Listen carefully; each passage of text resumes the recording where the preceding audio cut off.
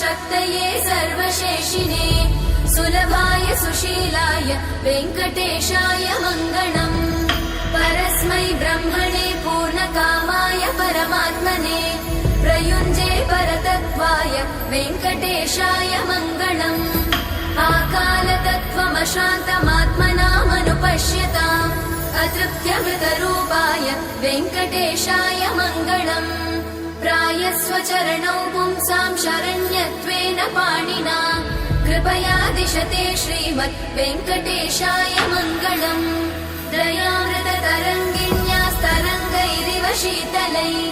अपाङ्गैः सिञ्चते विश्वं वेङ्कटेशाय मङ्गलम् स्रग्भूषाम्बरहेतीनां सुषमावहमूर्तये सर्वाद्दिशमनायास्तु वेङ्कटेशाय मङ्गलम् श्रीवैकुण्ठ